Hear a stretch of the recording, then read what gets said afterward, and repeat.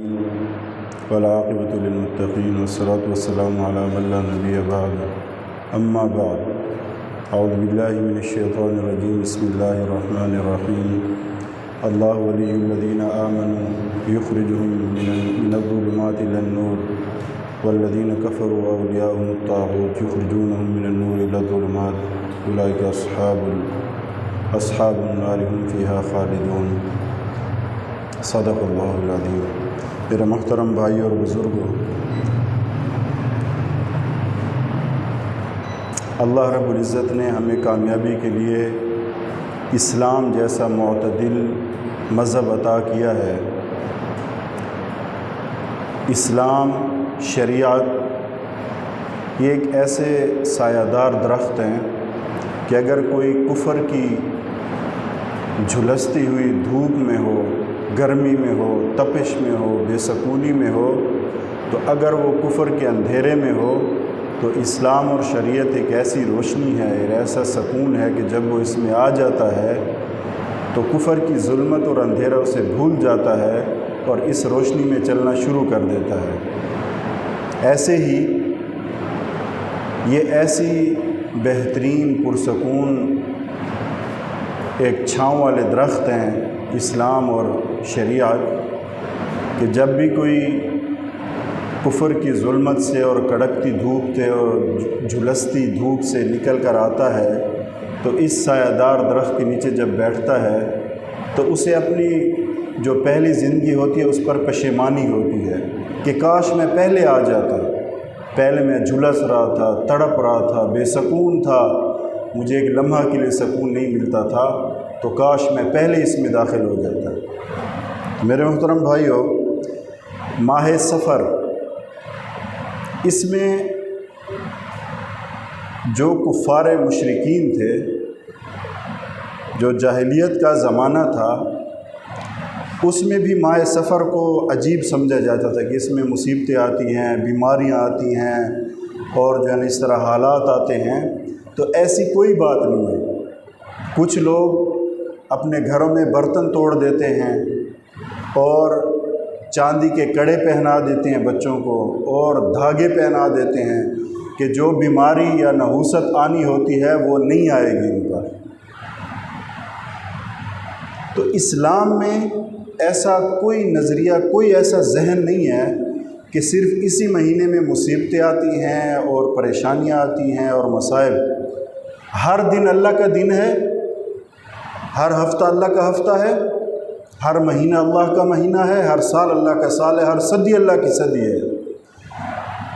ہو سکتا ہے اللہ جمعے کے دن بھی کسی پہ مصیبت یا پریشانی ڈال دے، کوئی کسی دوسرے مہینے میں ڈال دے، ایسی کوئی بات بھی نہیں ہے۔ توہم پرستیاں، شرک، یہ انسان کو اللہ سے بڑا دور کر دیتا ہے۔ مسلمان ہوتے ہوئے بھی اگر یہ ان چیزوں میں پڑے گا تو پھر یہ اللہ سے دور ہو جائے گا۔ تو اس لیے ماہ سفر کو ایک ایسا اس میں نظریہ رکھنا، ایسا عقیدہ رکھنا کہ اس میں مصائب اترتے ہیں، پریشانیاں آتی ہیں اور اس میں غم اترتے ہیں، ایسی کوئی بات بھی نہیں ہے۔ اچھا، ایک تو یہ بات ہو گئی، اس کے ساتھ ساتھ میں ایک دوسری بات کرتا جاؤں، چونکہ وقت تھوڑا ہوتا ہے تو دوسری بات جو ہے وہ آج کل وظائف ہیں۔ سوشل میڈیا کا دور ہے، جو بندہ جتنے زیادہ وظیفے بتائے گا اس کو سنا زیادہ جاتا ہے، تو وظائف میں یہ نہیں دیکھا جاتا کہ قرآن و حدیث کی کون سی دعائیں ہیں، اور جو میں اس آئے ہوئے بندے کو بتا رہا ہوں کوئی بری بات نہیں ہے وظائف پڑھنا۔ یہ جو میرے سامنے سائلہ ہے، عورت ہے یا مرد ہے، یہ جو آیا ہوا ہے، میں جو اس کو وظیفہ بتا رہا ہوں، آیا یہ اتنا پڑھ سکے گی یا پڑھ سکے گا یا نہیں؟ اس کے دماغ کے اندر اتنی استعداد ہے یا نہیں؟ وہ دھڑم بتا رہے ہیں دھڑا دھڑ، یہ وظیفہ اتنے ہزار دفعہ اور اتنے ہزار دفعہ اور اتنے لاکھ دفعہ، تو اس کا لوگوں پہ عجب اثر پڑ رہا ہے، عجیب قسم کا۔ بھائی دیکھو، جو سب سے پہلی بات ہے، سنت کیا ہے؟ آپ صلی اللہ علیہ وسلم نے تکلفات سے اور مشکلات سے ہمیشہ امت کو محفوظ رکھا ہے، ان کو بچایا ہے۔ اتنے لمبے کوئی پریشانی آئی، کوئی غم کوئی مصیبت 2 رکعت پڑھ کے اللہ سے دعا. تہجد کی نماز ایسی ہے جس میں اللہ دعا رد نہیں کرتا. پھر بھی اگر مسئلہ نہیں ہوتا، وظائف ہیں، تو جو بتانے والے ہیں، چاہے وہ مدرسے سے بتایا جائے یا کسی خانقاہ سے، تو کم از کم یہ دیکھا جائے کہ ان کے اندر استعداد بھی ہے یا نہیں ہے. ابھی حال ہی میں ہمارے گھر ایک عورت آئی، ہماری پڑوسن ہے، تو وہ میرے گھر والے کو بتا رہی تھی کہ مجھے کوئی قریب ہے مدرسہ، تو وہاں کسی معلم نے، کسی استانی نے مجھے ایک وظیفہ بتایا ہے. وہ 40 دن کا وظیفہ ہے. ان 40 دنوں میں پہلے دن میں 1000 دفعہ پڑھنا ہے، دوسرے دن میں 2000، پھر 3000، پھر کہتے آج 40واں دن ہے اور آج میں نے 40,000 مرتبہ پڑھنا ہے. میرا سر چکرا رہا ہے، میں کچھ چکر آنے میرے سر ہی درد ہے. اب آپ بتائیں 40,000 کے یقین مانے، جب میں نے سنا نا میرے بھی سر میں درد ہو گیا. 40,000 مرتبہ صرف اگر سبحان اللہ بھی دیا جائے نا وظیفے کے طور پہ، تو یہ بھی بڑی مشکل. 40,000، اور وہ پتہ نہیں کتنا لمبا وظیفے کا مجھے پتہ نہیں ہے، لیکن انہوں نے بتایا میں پڑھ رہی ہوں، میرے تصویری ایڈا سخت درد ہے، میں کو تو چکر آنے نہیں ہے ان کے الفاظ سے. تو ان جو مدرسے کی معلمات ہیں ان سے بڑے ہی مؤدبانہ میری گزارش ہے کہ آپ قرآن و حدیث کی دعائیں لوگوں کو بتائیں. قرآن و حدیث کے اعمال جو سنت ہیں، اس سے اگر ہٹیں گے تو پھر لوگوں کا یہی حال ہوگا کہ وہ پریشان حال تھی. اب ظاہر ہے ہزاروں مسائل ہیں، یا رزق کے مسائل ہیں، یا شادی کے مسائل ہیں، یا کاروبار کے اور مسائل ہیں، لیکن اب بتانے والے جب 40 اور 50 اور لاکھ بتائیں گے تو ان کو تو چکر آنے ہیں. تو مجھے اس پہ صحیح بات ہے ہنسی بھی آئی، صورت پہ ترس بھی آیا. میں نے اس کے دعا کی اور میں نے یہ بتایا گھر والی کو کہ اس سے یہ پوچھنا تھا کہ کس نے بتایا آپ کو. ایسے ہی ہمارے ایک اور پڑوسن ہیں، ان کو کسی نے کوئی پتہ نہیں، جیسے ہمارے سرائکی میں لکھ کہتے ہیں کہ 1,00,000 دفعہ یہ جو ہے نا فلاں صورت پڑھنی اور فلاں، ان کا بھی یہی حال تھا. بات پہ ان کو غصہ آنا، اور بات عجیب ہے نا، سارا دن بیٹھ کے. اب مجھے آپ بتاؤ، جو عورت 40,000 مرتبہ اس دن میں پڑھ رہی ہے، اس کے علاوہ اس نے کوئی اور کام کیا ہوگا فرض نمازوں کے علاوہ؟ گھر کے معاملات ہوتے ہیں، گھر کی باتیں ہوتی ہیں، بچے ہوتے ہیں، خاوند کی خدمت ہوتی ہے. وہ تو خاوند سے بھی لڑتی ہوگی پھر کہ میں یہ وظیفہ پورا کروں یا آپ کی خدمت کروں، میں بچوں کے لیے کھانا بناؤں یا یہ وظیفہ مجھے تو فلاں نے بتایا یہ پڑھو. تو میری یہ گزارش ہے ان تمام جہاں یہ بات پہنچ رہی ہے، ان خانقاہوں والوں سے بھی مؤدبانہ گزارش ہے کہ مختصر سے مختصر وظیفہ، مختصر سے مختصر وہ دعا جو سنت سے ثابت ہو، اس کی کوشش کریں، کیونکہ اس میں زیادہ تکلفات نہیں ہیں، زیادہ اس میں پیچیدگیاں نہیں ہیں.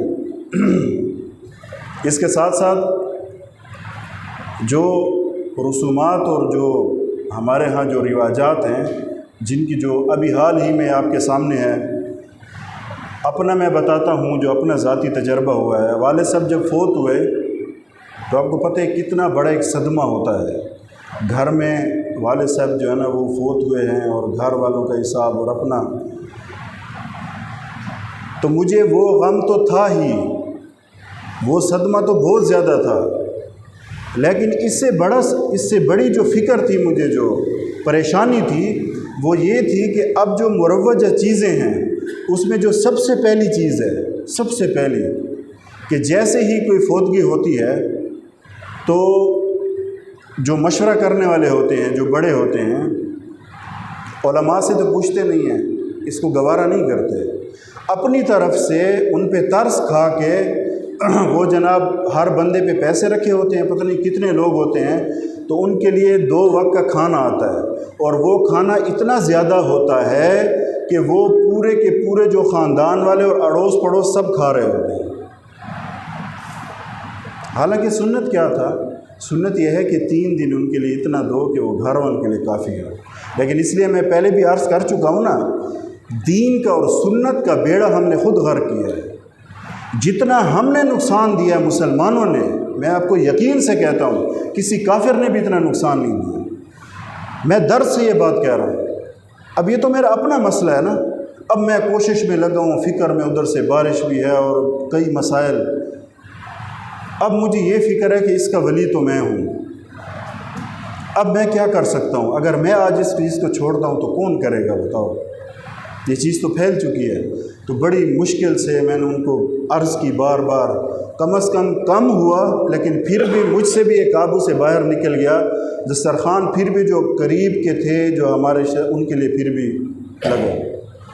اب میں گھر میں دیکھ رہا ہوں پلیٹیں دھوئی جا رہی ہیں اور جناب دریاں ہیں، اور میں اب وہ ایسے بڑے تھے کہ جن کے ہاتھ میں ہم کھیلیں، اب ان کو بندہ کہہ بھی کچھ نہیں سکتا، کیا کہے گا اس میں کوئی موقع پہ۔ لیکن مجھے اندر سے جو تکلیف ہو رہی تھی، میں تکلیف آپ کو نہیں بتا سکتا، وہ کیفیت آپ کو نہیں سمجھا سکتا ہیں الفاظ میں، کہ یار یہ دیکھو، یہ میرے نبی کی جو زندگی تھی کتنی آسان ہے۔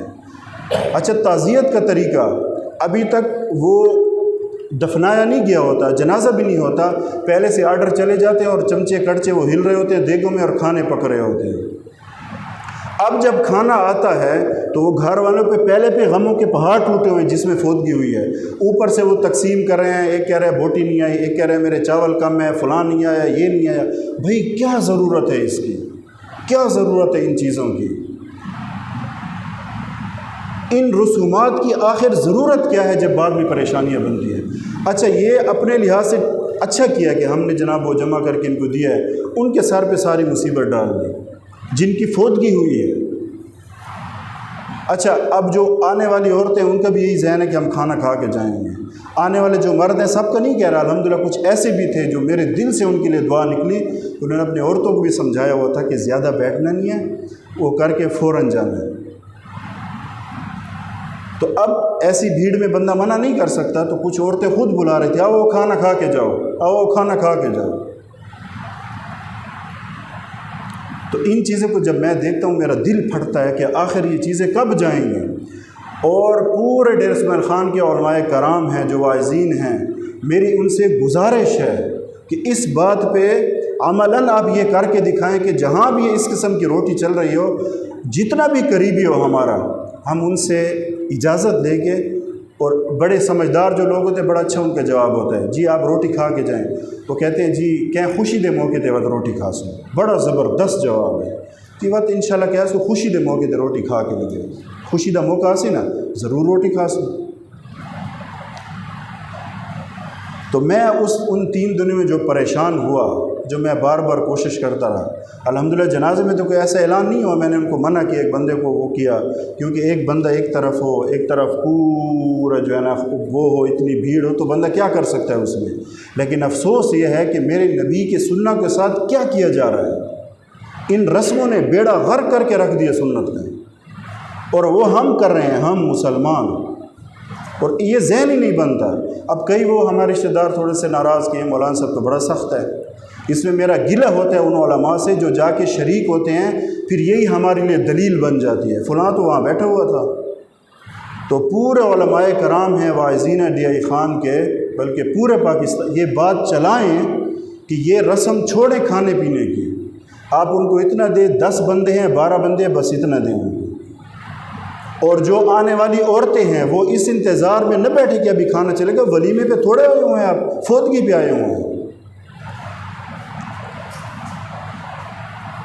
اس چیز سے میں اتنا پریشان ہوا، اتنا دل برداشتہ ہوا کہ میں نے کہا اس امت کا کیا ہوگا، یہ ہم مسلمان ہیں نا، کافر تو نہیں ہے نا، یہ ہم نے بیڑا غرق کیا ہوا ہے نبی کی سنتوں کا، ہم ہی اس کی جڑیں کاٹنے میں لگے ہوئے ہیں۔ اچھا، تعزیت کے آداب کیا ہیں؟ تعزیت کے آداب ہیں، آپ جائیں، تعزیت کے ہے کہ جب کوئی فوت ہو جائے تو اس کے اچھے الفاظ سے یاد کریں، اگر کوئی عیب ہو تو وہ ظاہر نہ کریں، اچھے الفاظ سے یاد کر کے اللہ ان کی مغفرت کرے، اللہ ان کی بخشش کرے۔ اگر زیادہ ہے تو چلو دعا میں ہاتھ اٹھا کر 1 سورہ فاتحہ 3 دفعہ کل پڑھ کے اللہ خیر صلی۔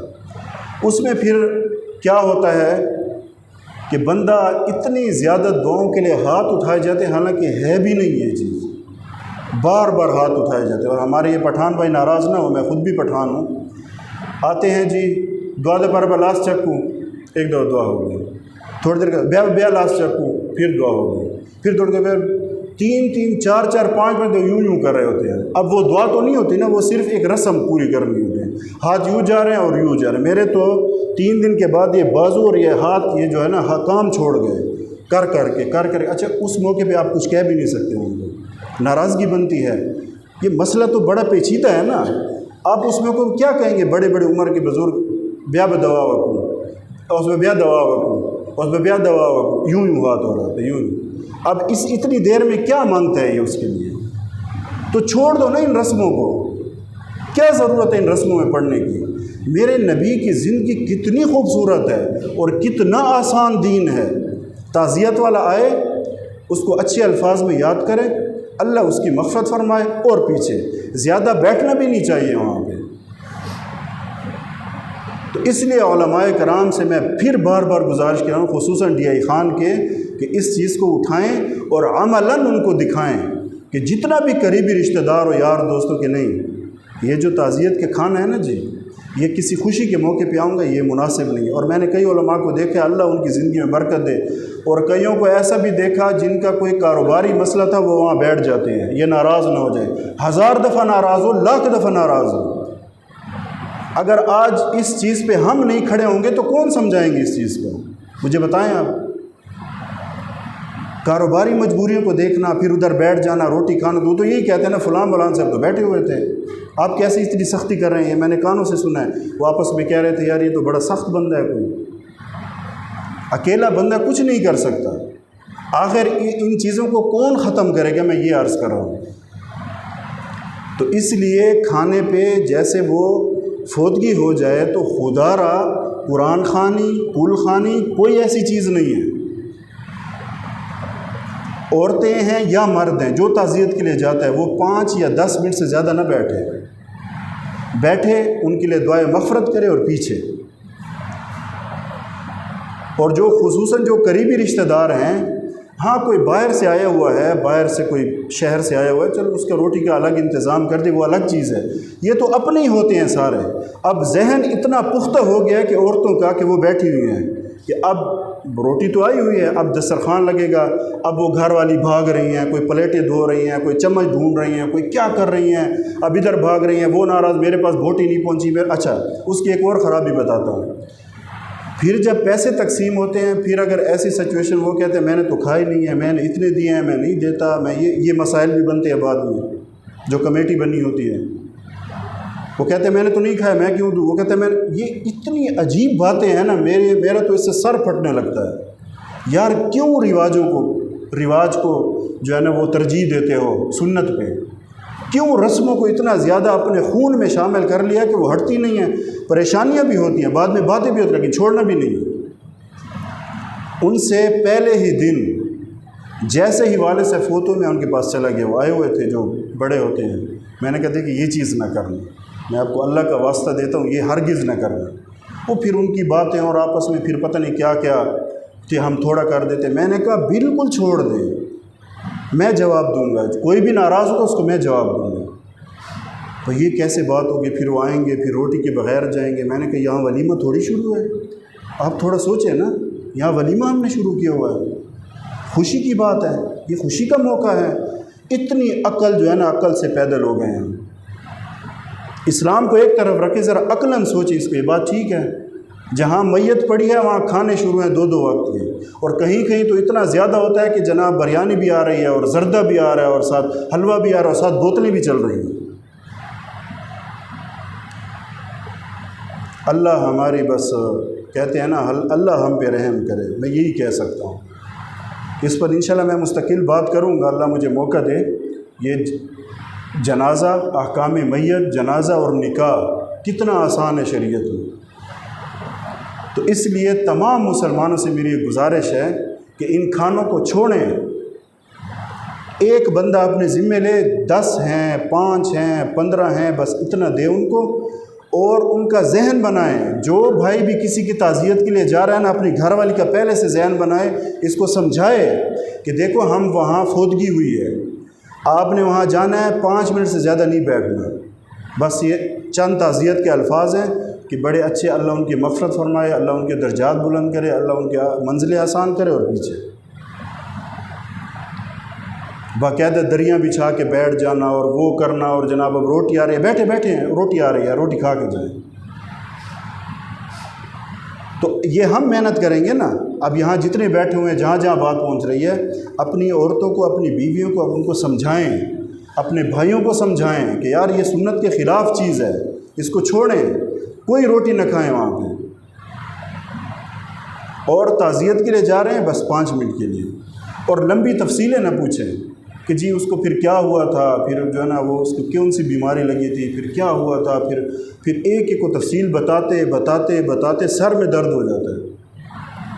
تو اللہ ہمیں کوئی آداب سکھائے، کوئی اس سے سکھائے دے کہ باقی چیزیں تو ہم سارے سیکھ گئے ماہر، لیکن اگر دین کی موٹی موٹی باتیں نہ سیکھ سکے کیا فائدہ ہوا۔ اور یاد رکھیں، ہو سکتا ہے حوض کوثر پہ آپ صلی اللہ علیہ وسلم چہرہ پھیر لیں اس بندے سے جو حضور کی سنتوں کو توڑ کر اور چھوڑ کر اور مروڑ کر ان رسموں اور رواجوں میں لگا ہوا ہے۔ ہو سکتا ہے نبی چہرہ پھیر لیں اسے، اچھا میری سنتوں پہ اتنی قربانیاں ہوئیں، میری شریعت کو تو نے اتنا ہلکا سمجھا اور اپنا آپ کو مسلمان بھی کہتے ہو سکتا ہے کہ چہرہ پھیر لیں۔ یہ کتنی بڑی بدبختی ہوگی۔ اس لیے یہ بڑی اہم باتیں ہیں، اس کو ہم لیں، ہلکا نہ سمجھیں اس کو۔ اللہ تعالیٰ ہم سب کو عمل کرنے کی توفیق عطا فرمائے۔ وآخر دعوانا الحمدللہ رب العالمین۔